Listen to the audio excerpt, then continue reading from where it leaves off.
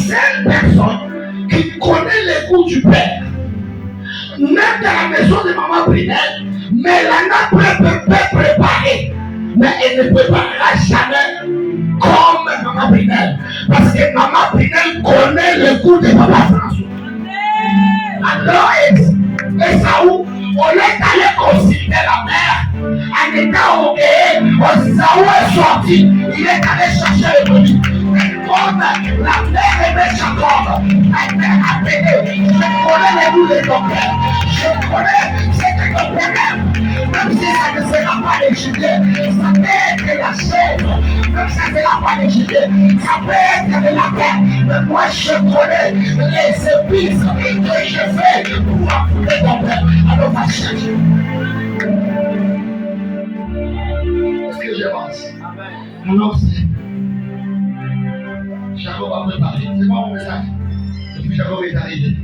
Mais ce qui s'est passé là-bas, je vais vous dire la vérité. Dans la prophétie de la révélation, Isaac n'avait pas aimé Jacob. Isaac, il avait béni Esaü. Qui est d'accord avec moi? Qui n'est pas d'accord avec moi?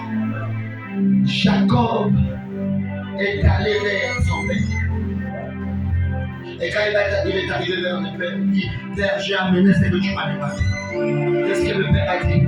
Le père a dit, la voix que j'entends, c'est la voix de Jacob. Approche. Quand il s'est approché, le père a touché parce que la Bible dit, Esaü avait un corps qui avait beaucoup de poils. Quand on a touché la main de Jacob, le père a senti les poils. Il a dit, la voix que j'entends, c'est la voix de Jacob. Mais le corps que je viens de toucher, ce n'est pas le corps de Jacob, mais c'est le corps d'Esaü. Avance. Quand il s'est avancé, il a essayé de sentir, il a senti l'odeur. Parce que Jacob portait les habits. Il portait les habits d'Esaü. Et quand il a senti l'odeur d'Esaü, je vous dis les choses. La puissance de quelqu'un dans le monde des ténèbres est définie par son odeur à tout âge. Et je vais vous dire une chose, chaque maison a son odeur. Et quand on a touché, quand il a senti, écoutez, le père Isaac n'a pas béni Jacob, mais il a béni l'odeur. Et quand il a senti l'odeur, qu'est-ce qu'il a dit? Il a dit, l'odeur de mon fils est comme le champ que l'Éternel a béni. Alors je t'ai béni mon fils. Ah, est-ce qu'on dit la cabako? Wadi à la mani à wadi. Et ta couche à la et à la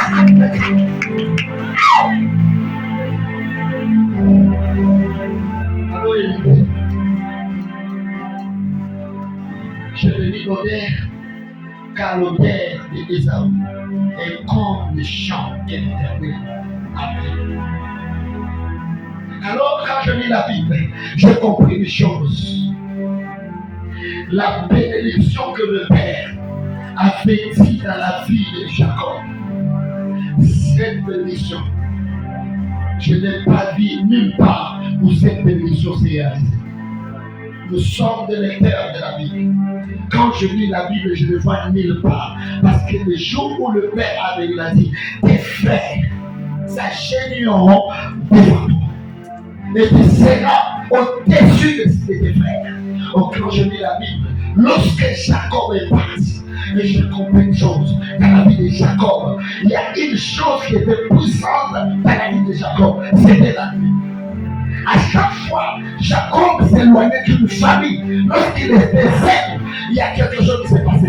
Et cette chose s'est passée toujours la nuit. Car la Bible dit, quand il a quitté la maison de son père, en allant vers son oncle et sa mère, pendant la nuit, il a décidé de tomber quelque part. Et lorsqu'il tombe, il est sauvé dans la sœur.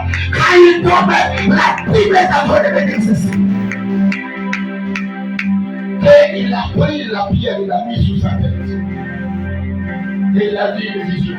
Et dans cette vision, il y avait des anges qui montaient sur l'escalier et qui descendaient. Je demande à Jacob, tu étais vraiment ignorant. Parce que si tu étais fort, il fallait aussi monter parce que les anges étaient en train de monter et descendre. Mais Jacob me dit, je n'étais pas prêt parce que j'avais une grossesse que je devais accoucher. Parce que quand on monte au ciel, ça veut dire que la mission est finie. La première fois que notre sauveur a décidé de monter, la Bible dit que la même manière qu'il est descendu, c'est de la même manière qu'il montait. Voilà pourquoi le diable n'a pas pu monter chez le Père. Parce que le diable n'était pas descendu, mais le diable était précipité. Est-ce que je suis avec vous? Le diable n'a pas la force de rentrer là où il était auparavant. Parce que lui, il n'est pas descendu, mais lui, il a été précipité. Et quand il a été précipité, il a formé la terre. La terre a eu des amis. Je veux dire que la terre a perdu sa forme. Oh, dans Genèse chapitre 1, il fallait que Dieu puisse commencer à ramener la terre à la forme, ainsi qu'à remplir le vide. Alors, une chose que j'avance avec, c'était pendant la nuit. Pour la première fois, quelque chose s'est passé pendant la nuit, dans la vie de Jacob. Oh, la force de Jacob, à chaque fois, il faisait nuit. Il y a des personnes qui naissent la nuit. Et il y a des personnes qui naissent pendant la journée. Pour la première fois où Jacob devait naître, c'était lorsqu'il a vu le ciel s'ouvrir et les anges qui étaient en train de monter et descendre. Et pour la deuxième fois, la nuit est apparue dans la vie. C'est le jour où Jacob a décidé de prendre corps au Rachel de femme. Mais ce jour-là, Jacob a été trompé.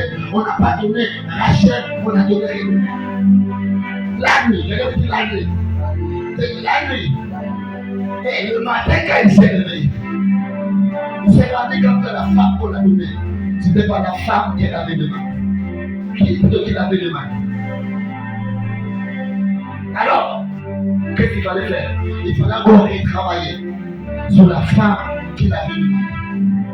Et après ça, vous allez comprendre dans la maison que la bande dans la maison, dans l'animation prophétique, la bande c'est l'image de Dieu.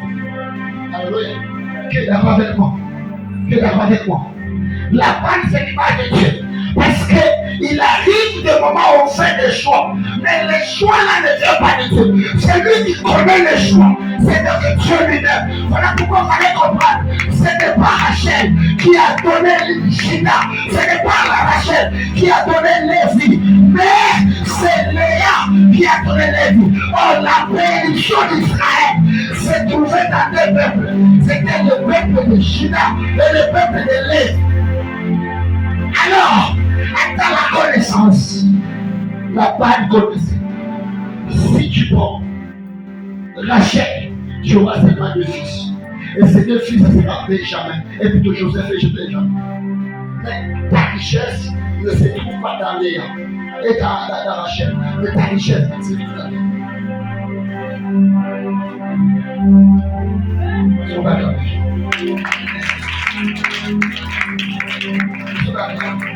alors, il fallait comprendre que Rachel a épousé la vision de Jacob. Et Léa a épousé la vision d'Israël. Où est-ce que je vous savais? Je vous avais pas. Alors, qu'est-ce qui s'est passé? Pour la première fois, Jacob, il a vu le ciel s'ouvrir pendant la nuit. Et pour la deuxième fois, Jacob a été trompé. Et pour la troisième fois, c'est à ce moment-là, la Bible dit, il fit un jour, car il quittait chez son oncle. Il rentrait pour aller voir son frère et son père en cours de route. Il est arrivé quelque part. Mais quand il est arrivé quelque part, il a décidé de passer lui là-bas. Et il a demandé à ses femmes à chancer. Moi, je vous suivrai. Et la Bible est en train de venir. C'était pendant la nuit. Et que pendant la nuit, là, la parole de Dieu me dit ceci. Que cette nuit-là, il a l'idée avec l'âme. Après avoir l'idée avec l'âme. Et arrivé le matin, la parole de Dieu me dit ceci. Que ce matin-là, la Bible me dit, et là, j'avais demandé, il c'est déjà jour. Est-ce que tu peux me libérer? Il dit, je ne te laisserai pas si tu ne me bénis pas. Il faut que tu me bénisses. Et la Bible me dit, c'est quand j'habite, comment t'appelles-tu? Il dit, je m'appelle Jacob. Et nous ceci, comme pour la première fois, tu as vu les ciels s'ouvrir. Pour la deuxième fois, on t'a volé la femme. Mais pour la troisième fois, je change maintenant ton nom. On est appelé à vie Jacob. On est appelé à Israël.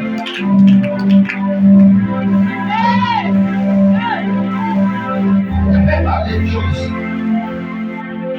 Tu es en train de lutter de quelque chose. Alors ce soir, on ne t'appellera plus pauvre, mais on t'appellera Richard. On ne t'appellera plus stérile. On a dit les enfants de dire, cette femme a chanté. Elle a dit quoi? Quand elle fait ça, les stériles enfantent, les aveugles voient, les paralytiques marchent. Alors, lorsque tu décides, oh la campagne, je suis en train de déclarer à ma qualité d'apôtre que lorsque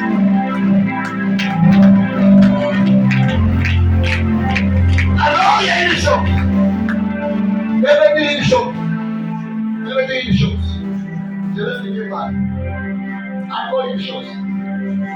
Quand j'ai lu la Bible, j'ai compris quand l'ange de l'Éternel a changé le nom de Jacob. On descend. Il n'y a pas quelques années. Je ne sais pas si ça a duré combien de temps. Mais il n'y a pas quelques années. Et après le changement de nom, Rachel est décédée. La question est de savoir pourquoi Rachel est décédée. Parce que Rachel est décédée, Rachel, lui, il a épousé Jacob. Mais Léa a épousé Israël. Mais comme le nom a été changé, il fallait que Rachel meure afin de laisser la place à Israël. Oh, la personne qui connaît la vallée d'Israël, c'était Léa. Je suis professeur. Je ne suis pas prophète. Je suis un prophète. Est-ce que tu peux expliquer les choses?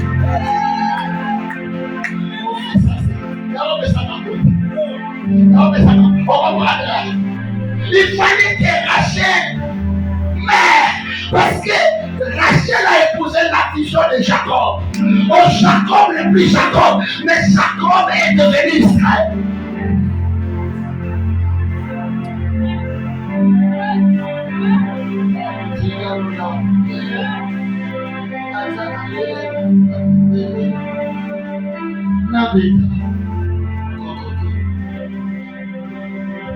Est-ce qu'on a une chose? Il lâchait, il le décédé. Mais il fallait que Dieu puisse récompenser les efforts de Rachel, d'avoir aimé Rachel. Or, selon la prophétie, la personne qui devait être roi parmi les enfants d'Israël, c'était la tribu de Juda. On a pu quand je lis la Bible, lorsque Jacob rentrait vers son frère, et la Bible dit, ce n'est pas son frère qui s'est agenouillé devant Jacob, mais c'est Jacob qui s'est agenouillé. Mais je pose la question, où est passée la bénédiction du Père quand le Père te disait, tes frères s'agenouilleront devant toi? Alors il me dit, cette bénédiction ne m'appartient pas. Cette bénédiction devait s'attacher à Israël, mais par conséquent, cette bénédiction est attachée à Jacob. Oh, quand je suis en montagne, Jacob est mort, je suis devenu Israël. Comment ça va se passer? Alors cette bénédiction, comme Rachel a épousé la vision de Jacob, il fallait que le fils de Rachel puisse bénéficier de cette bénédiction. Et qui est ce fils? C'est Joseph. Alors Joseph en Égypte, quand il était élevé, la Bible dit, le frère de Joseph sont allés s'agenouiller parce que cette bénédiction s'attachait à Jacob. Mais Jacob était mort à la montagne. Alors, alléluia. Oh là là là, la parole est bonne. Acclamons Jésus. Alors c'est les frères. Comme il y a une chose qui me fait du bien. C'est là où je mets la chose. Le message va pas reste. Alors Dieu, comme tu avais promis, que la postérité, Dieu avait récompensé Joseph. Mais Joseph n'était pas le seul dans le ventre de Rachel. Alors comme Dieu a récompensé Joseph, il faut que Benjamin se soit récompensé.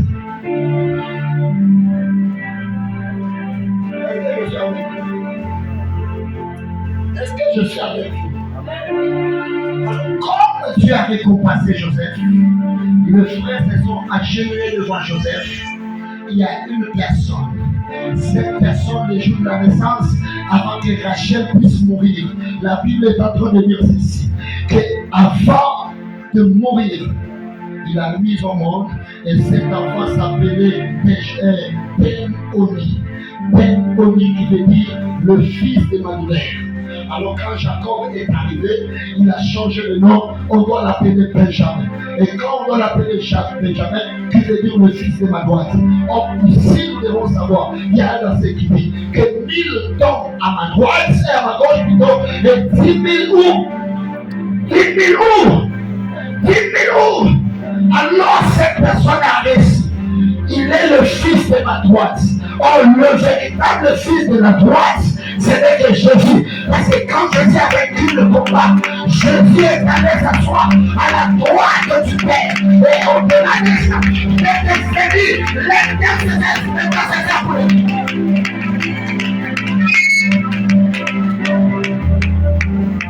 Alors je ne fais pas. Alors comme Jacob a réussi la récompense, Joseph a réussi la récompense de Jacob. Mais le petit frère qui est celui qu'on appelle le fils de ma droite.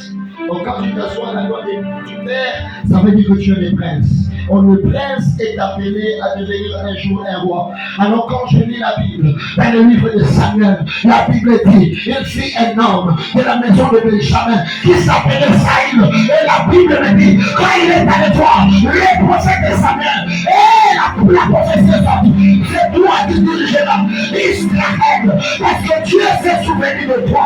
Or, quand je lis la Bible, après avoir été consacré, la Bible me dit, quand on a fini de consacrer, Saïl, et la Bible dit, Saïl est allé passer là où on avait enterré Rachel. Je pose la question. Pourquoi Saïl est allé passer là-bas? Parce que Saïl devait donner l'information à Rachel que notre père n'était pas ingrat. Notre grand-père Jacob n'était pas ingrat. Il nous a récompensés. Mon frère était premier ministre. Mais comme lui, il avait réussi la mission de créer le roi, moi, je commençais par être premier ministre. Mais mon petit frère doit finir comme roi. Alors, la prière de ce soir, que la bénédiction de ta famille ne te quitte jamais. Il y a des personnes établies appelées à devenir des rois malgré les circonstances. C'est parce que je parlais à une maman, malgré les circonstances. Oh, de la grossesse de Jacob à la naissance d'Israël. Oh, la naissance d'Israël. Je vais dire moi, la naissance d'Israël. Elle venait avec des choses. Elle me dit des choses. Elle dit des choses. De la naissance d'Israël et de la grossesse de Jacob à la naissance. Jacob, il a donné des enfants. Mais Israël n'a pas donné des enfants. Quand je réduis cela, Israël a donné aussi des enfants. Or, malgré l'élévation de Joseph en Égypte, il n'était pas plus grand que Juda et Lévi. Acclamons Jésus.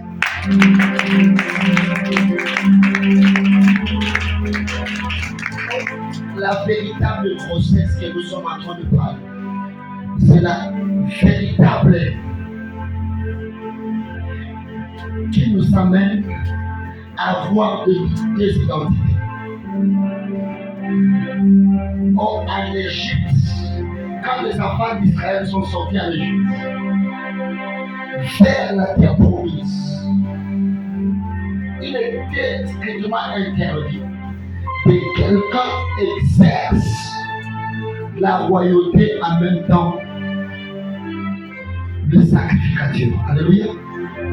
Donc c'était vraiment difficile, mais il fallait que quelqu'un puisse briser. Et la personne qui a brisé, c'était Jésus. Pour arriver à atteindre d'opérer en tant que roi et en même temps sacrificateur, qu'est-ce qu'il faut faire? Il faut naître par des personnes. Il faut naître par quelqu'un qui vient de la tribu de Lévi et quelqu'un qui vient de la tribu plutôt de Juda. Alors je connais un homme dans la Bible. C'est lui qui a reçu cette grâce. Et cet homme s'appelle Jésus. Sa mère qui était levite et son père qui était de la tribu de Juda. Alors la Bible est en train de dire ceci. Il a fait de nous un royaume de sacrificateurs. Nous sommes les sacrificateurs. Dieu les sacrificateurs. Tu viens d'une tribu, la tribu de Juda et la tribu de Lévi. Tu appelles à donner ma prière de ce soir. Je veux que tu possèdes le nez. Il y a l'option royale de ce corps. Il y a la grâce pastorale sur toi. Alors ma prière, que cette soirée,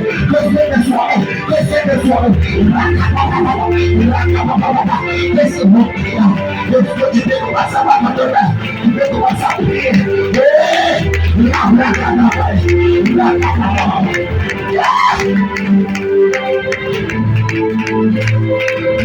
Un sacrificateur de Dieu. Papa, oh, il y a pas mon chacun. Commence à prier.